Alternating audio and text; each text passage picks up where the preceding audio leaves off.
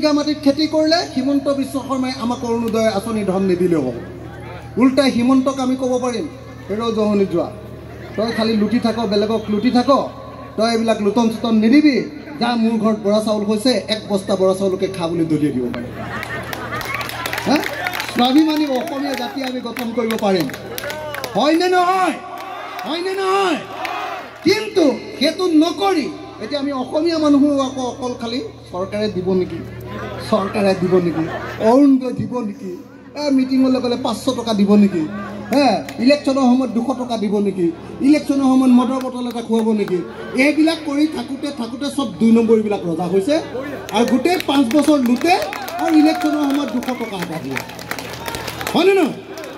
এই বস্তুটো হোৱাৰ কাৰণে সেইকাৰণে আমি ইয়াৰ পৰিৱৰ্তন কৰিব লাগিব আৰু পৰিৱৰ্তন কৰিবলৈ হ'লে নতুন লিডাৰ আনিব লাগিব যি অসমৰ গোটেই চেহেৰাটো বদলাই দিব পাৰে। হিমন্ত বিশ্ব শৰ্মাই অসমৰ পৰিৱৰ্তন কৰিব নোৱাৰে। হিমন্ত বিশ্ব শৰ্মা অসমৰ ৰাজনীতিৰ আটাইতকৈ 2 নম্বৰী পলিটিচিয়ান। অসমৰ সব কেলেংকাৰী যিমান কেলেংকাৰী আছে, উত্তৰ কাছাৰৰ 1000 কোটি টকাৰ কেলেংকাৰী, অভিযুক্ত কোন? হিমন্ত বিশ্ব শৰ্মা, হয়নে? লুই বাজাৰ কেলেংকাৰী, অভিযুক্ত কোন? হিমন্ত বিশ্ব শৰ্মা। সাৰদা কেলেংকাৰী, অভিযুক্ত কোন? হিমন্ত বিশ্ব শৰ্মা। এতিয়া মাজে মাজে কৈ থাকে যে অসমখন মই দুৰ্নীতিমুক্ত কৰিলোঁ। মই ভাবোঁ যে কেতিয়াবা ইমান গেলা মানে ফটাকানিখনে টেবুলখন মোহাৰিলে টেবুলখন চাফা হ'ব জানো? হয়নে নহয় কওক?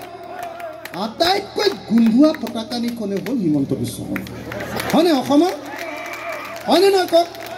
আটাইতকৈ কেলেংকাৰী কৰা মানুহটোৱে হ'ল হিমন্ত বিশ্ব শৰ্মা আৰু সেই মানুহটোৱে কৈ থাকে বোলে আমুক কেলেংকাৰীত ধৰিম, তামুক কেলেংকাৰীত ধৰিম। মই ভাবি থাকোঁ যে ভাল চোৰক মূৰে ফালে এই পৃথিৱীৰ আটাইতকৈ 2 নম্বৰী মানুহটোৱে এতিয়া কৈ থাকে যে অসমখন মই বেলেগ দুনিয়া বনাই দিম বুলি, হয়নে নহয়?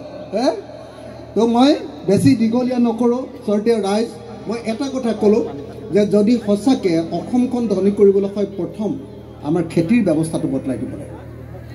এতিয়া এবাৰ খেতি 3 বাৰ খেতি কৰিব লাগে।